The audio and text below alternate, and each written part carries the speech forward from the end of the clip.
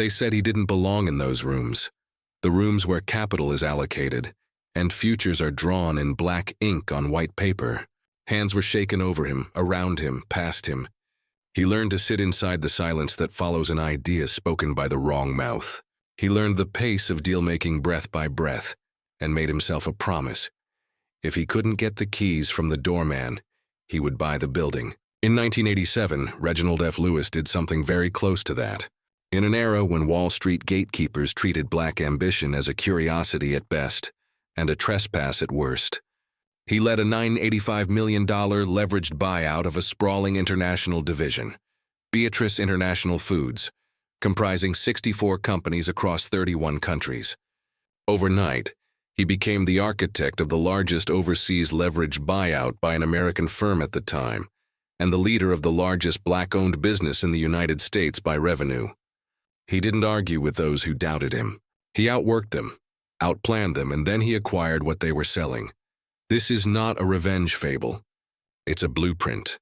It's about what happens when systemic prejudice and quiet exclusion meet a mind that refuses to take no as a permanent condition. It's about a boy who grew up surrounded by segregation's rules, a lawyer who co-founded Wall Street's first African-American law firm, and a financier who became the first black American to build a billion-dollar company. It's about the math of dignity, how strategy, timing, and relentless work can turn slights into leverage, and how one man's ascent can widen the path for those coming behind. East Baltimore in the 1940s and 50s did not promise a path to global finance, but it could cultivate temperament. Reginald Francis Lewis was born there in 1942, the neighborhood he once called semi-tough. His family was strict about work and savings. His grandmother literally nailed a strip of tin to the closet floor to protect the money he stashed from being swept away. At 10, he launched a paper route for the Afro-American newspaper, scaled it from 10 to more than 100 customers, and then sold it, profitably, even though kids didn't own roots in any formal sense. He read the world the way he would later read a balance sheet. What's the cash flow? Where are the leaks? What can be built? He learned to lead by leading. Vice president of the student body at Dunbar High School. Captain of 3 sports, football, baseball, basketball, while working nights and weekends at a country club to buy his own clothes and, eventually, a car. Segregation brushed every detail. In 1954, when it came time to choose a high school, he was rejected by white Catholic schools and enrolled at Dunbar, a segregated public school where he excelled in class and on the field. He would later note the obvious. His teams didn't play white teams until his sophomore or junior year. The point wasn't grievance. The point was pattern recognition. He knew what he was up against and refused to calibrate his ambition to other people's limits. Virginia State University offered him a football scholarship in 1961. An injury rerouted him to academics and work, including a sales job with a photographer, where his results were so strong he was offered a partnership. He declined. He was aiming higher. In 1965, he lobbied his way into a Rockefeller Foundation program at Harvard Law School, designed to introduce black students to legal study. He impressed so forcefully that Harvard invited him to enroll that fall, the only person in the law school's 148-year history at the time to be admitted before applying. He finished in 1968, having written an honors thesis on mergers and acquisitions. The compass was already set. He joined Paul, Weiss, Rifkind, Wharton & Garrison, LLP, a premier New York firm, and 2 years later, co-founded Wall Street's first African-American law firm. He structured investments for minority-owned businesses and served as special counsel to major corporations. He also took on civil rights work, counseling the New York-based Commission for Racial Justice and representing the Wilmington 10.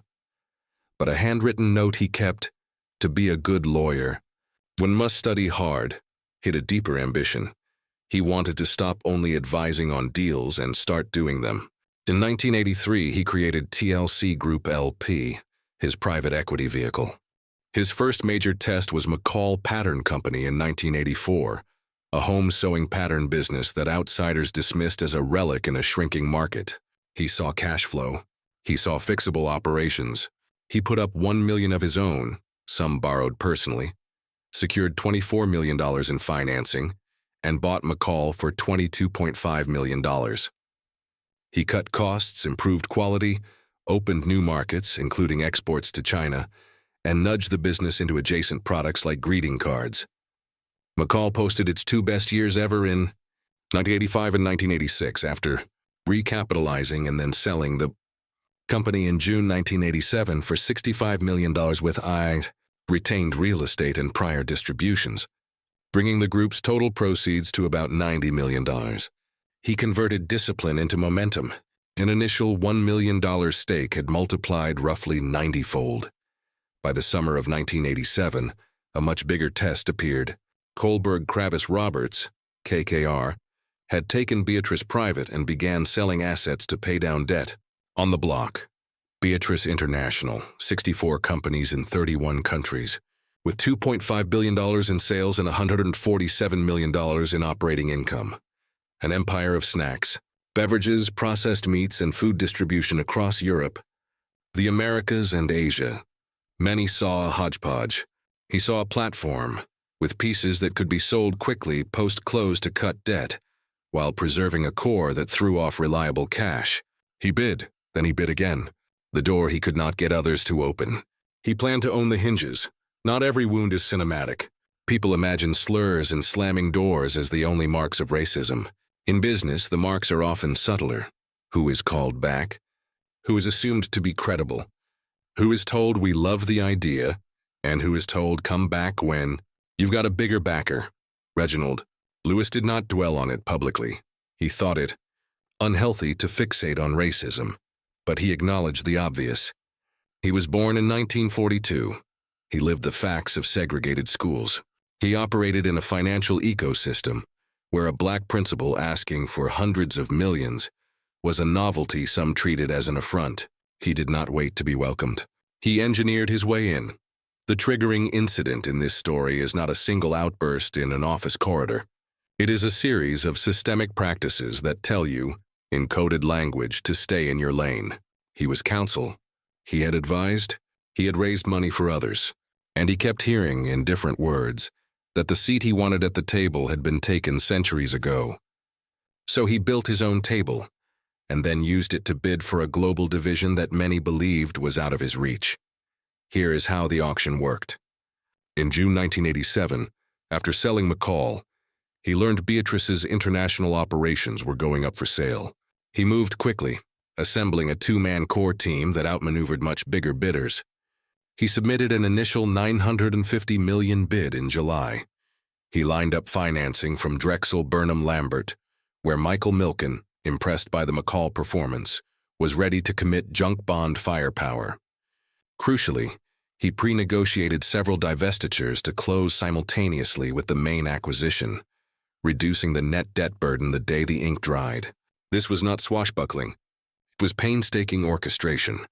In November 1987, he closed the deal at $985 million. The numbers underneath mattered. Drexel and its investors would take a significant minority stake, while TLC would hold the majority, 55% by some accounts, 51% by others depending on the phase, keeping control in Lewis's hands. And on day one, a series of asset sales wired into the transaction brought in approximately $430 million, Canada to Onyx, Australia to Cadbury Schweppes, a Spanish meatpacking facility to a local family group. What looked like alchemy was timing married to math. What did he buy exactly?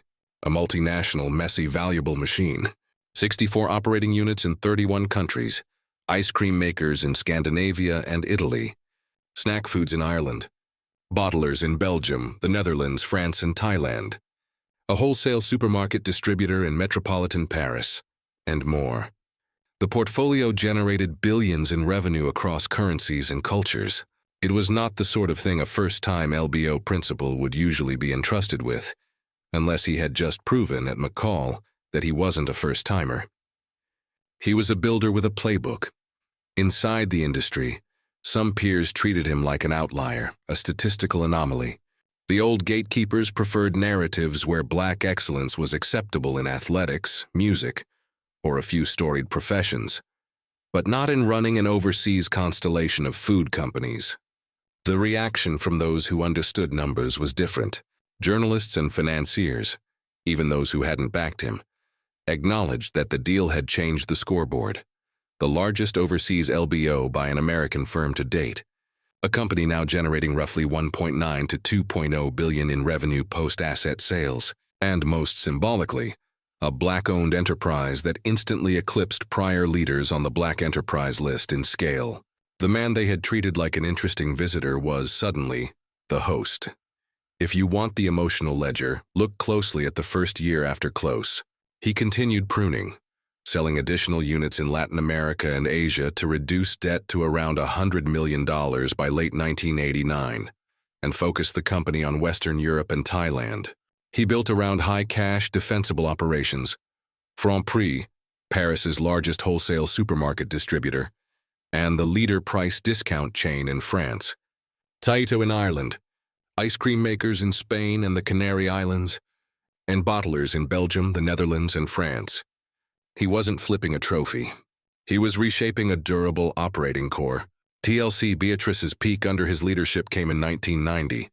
Sales up 31% to around $1.49 billion and tripled net income to $45.6 million. The numbers were a rebuke to anyone who had assumed he was a symbol rather than a strategist. But do not clean the story up so much that you forget the grit. The work was grueling. The markets turned against LBOs more than once. Litigation nipped at the company's heels later. He fought on multiple fronts, financial, operational, and reputational, while resisting any attempt to reduce him to a mascot. He had said it before and meant it. He didn't want race to become his entire persona. He wanted to be a world-class operator who happened to be black. The through line was not denial of racism. It was a strategic refusal to be defined by the gaze of people who would never see him clearly. Resistance here looks like spreadsheets and red lines, not picket signs, though the two are not unrelated. Reginald Lewis resisted the logic of exclusion by mastering the mechanics of entry. He learned how debt can amplify discipline and ruin recklessness. He wrote production schedules and distribution plans as if they were civil rights strategies, because in their own way, they were. Every dollar of cash flow that kept his company independent was a small expansion of black autonomy inside an economy that had made black dependency a feature and not a flaw. At the same time, he never outgrew the commitments that formed him. He had served as counsel to the Commission for Racial Justice. He had represented the Wilmington 10. When he established the Reginald F. Lewis Foundation in 1987, he began giving, quickly and big, $1 million to Howard University, matched by the federal government to $2 million, to endow scholarships and faculty support, and $3 million to Harvard Law School in 1992. The largest grant in the school's history at that time, renaming its International Law Center in his honor, the first major Harvard facility named for an African American. He wasn't just scaling a company, he was scaling a ladder. There's also the micro-resistance of deciding what to ignore. He didn't publicly catalog every slight, and he didn't spend time relitigating rejections from decades prior. He said dwelling on racism felt unhealthy. That stance is often misread as denial. It was, in context, a method. Keep your eyes on the instruments that land the plane: cash flow, covenants, margins, culture, while funding institutions that can change who gets to fly next. His museum in Baltimore, established after his death through the Foundation's support, now stands as the East Coast's largest African-American museum, preserving a history that racism tried to erase and celebrating achievements it refused to acknowledge. Internally, the struggles were the struggles of any leveraged platform in the late 80s. Debt service in turbulent markets, cross-border integration, currency risk, and the politics of selling assets at the right time to the right buyers for the right price. Externally, he watched as media narratives swung between awe and skepticism, occasionally focusing more on the novelty of a black dealmaker than on the boring brilliance of making the numbers work quarter after quarter. If the public needed a spectacle, he offered results. If rivals needed a frame, he provided a balance sheet. Community support mattered because it reframed the stakes. Black enterprise rankings told one kind of story. Here is a firm that beat $1 billion in annual sales, a first. But in Baltimore living rooms and in HBCU auditoriums, a different story took shape. Here was a living counter-argument to the lie that black excellence should be grateful for permission. He didn't ask for permission. He designed conditions that made permission irrelevant. The role-modeling power of that is hard to measure and easy to feel in the room when a young person realizes dealmaker can be a vocation, not a visitor's pass. He also put the work into the culture he inherited. TLC Beatrice's European food operations were not going to be turned by speeches. They would be turned by systems: procurement discipline, route density analyses, private label expansion at leader price, and relentless attention to cost of goods sold. Under his widow, Loida Nicholas Lewis, who assumed leadership after his death in 1993, the company continued to restructure, reduce debt, and eventually sold its French food distribution business at a premium. Behind every headline was a meeting about margins and a conversation about stores per district. The inspirational arc was not separate from the operational one. It rode on it. The turning point is the moment the acquisition closed in November 1987, and the moment the plan proved itself across the next few years. What made the Beatrice deal historic was not only the sticker price, it was the architecture. The transaction closed at $985 million, the largest leveraged buyout of a non-U.S. company by an American firm at the time. Immediate asset sales recouped roughly $430 million.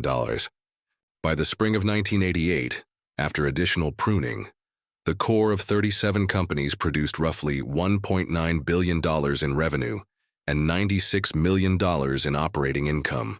TLC vaulted from 6th on Black Enterprise's list, with $63 million in sales, to the top, surpassing prior leaders by an order of magnitude. The deal made him personally worth north of $100 million and made TLC Beatrice the largest black-owned business in the country. Numbers don't blush, they announce. In 1989, further asset sales in Latin America and Asia, retaining only the Byerly's bottling operation in Thailand, lowered debt to around $100 million and focused operations in Western Europe. By 1990, sales grew 31% to approximately $149 billion. Net income tripled to around $45.6 million. Meanwhile, the French discount chain leader Price expanded rapidly, doubling store counts over a few years, while Franprix solidified its position in the Paris region. Snack foods in Ireland, Tato, ice cream makers in Spain and the Canary Islands, and soft drink bottlers across the Low Countries rounded out a machine built on repeatable demand. It was not flashy. It was effective. What did that moment mean? The investment world got a new data point. A black principal could command billions, close a cross-border LBO, and run it with discipline. For communities long told that wealth creation at scale was off-limits, the moment meant a new mental model. You can be the buyer. For young lawyers and bankers trying to choose between the security of counsel and the risk of principal, it meant the question wasn't theoretical anymore. Someone had done it. Lewis's own framing of the moment remained consistent. He refused to let the world reduce him to a symbol, but he was proud of what the accomplishment meant beyond himself. He would not be consumed by talking about racism, but he would never pretend it didn't exist. He understood that the most persuasive argument is not a speech, but a spreadsheet you can't argue with. The teenage kid who ran a paper route as a business was, at heart, doing the same thing he'd always done: expanding the route, securing collections, selling the business at the right time, and moving on to the next opportunity. Only now, the route spanned 31 countries. The long-term impact operates on 3 levels: symbolic, structural, and personal. Symbolically, the image of a black financier who bought an entire international division reset the conversation. TLC Beatrice became the first black-owned company to exceed $1 billion in annual sales, hitting around $1.8 billion by 1987 and later peaked at $2.2 billion in the mid-1990s, the leadership baton passing to Loida Nicholas Lewis after his death in 1993 signaled something else. This wasn't a one-man myth.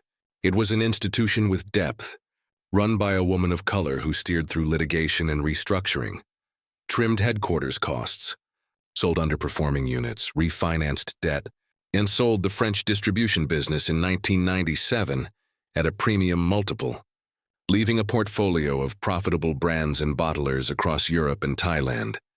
The company eventually wound down by 1999, but not before writing a chapter that couldn't be unwritten. Structurally, philanthropy and institution building converted private wins into public assets. The Reginald F. Lewis Foundation's gifts to Howard University and Harvard Law, seeded scholarships, sabbaticals, and a named center, the first major Harvard facility named for an African American, and the museum in Baltimore now anchors a cultural ecosystem that preserves and projects Black achievement. That matters for financial inclusion in ways a ledger cannot fully capture. People invest in what they see. Young people emulate what they can picture. The museum helps produce the next cohort of people who do not ask for entry. They create it. Personally, the legacy has become a set of instructions disguised as a story. If you are shut out of the normal route, build a route. If a sector looks banal, understand its cash flows better than anyone and buy it at the right price. If you're told you don't belong, respond with competence so large it changes the category. If gatekeepers only trust scale, then get scale. Starting small, a pattern company, and rolling wins forward until a global platform is in reach. The quiet dignity of that approach is how it shifts a city's and a country's sense of the possible. The story resonates now because its barriers remain familiar. Access to capital for Black founders lags. Rooms where major allocations are made still don't look like the nation. The backlash to diversity efforts has grown louder in some corners. Against that noise, the facts of this story stand like a weathered marker.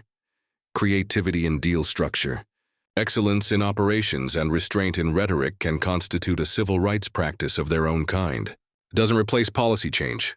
It helps enable it by changing who has a voice in the rooms where policy meets money. The phrase, "racist co-workers ganged up, he bought their entire department," is a headline shorthand for a deeper reality. The connected network of biases, exclusions, and quiet gatekeeping that tell talented people to accept what they're given.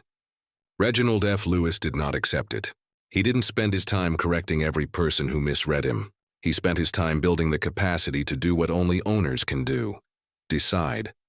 He decided to buy the department. He decided to run it. He decided to use the gains to fund scholarships, centers, and a museum that will outlast every meeting where he was underestimated. So what should we take from this? First, learn the mechanics. Excellence isn't a protest sign, it's a system. If you seek justice in business, master the business, debt terms, cash flow, governance, and culture. Second, widen the pipeline. Mentor a student, sponsor a colleague, and back Black-owned funds and firms so that control doesn't remain an inheritance masquerading as merit. Third, institutionalize the gains. Endow the scholarships. Build the centers. Tell the stories in museums and classrooms so that possibility becomes tradition. Finally, choose courage over commentary. Speak when necessary, but let your balance sheet speak louder. He was the first Black American to build a billion-dollar company. He didn't do it by asking for approval. He did it by seeing value where others saw noise, by designing deals that made the math inevitable, and by remembering, always, that the point of winning is not to stand alone at the top, it is to widen the staircase. The men who said he didn't belong are footnotes now. The division he bought is a data point that cannot be erased, and the door he once couldn't walk through, he owned the hinges.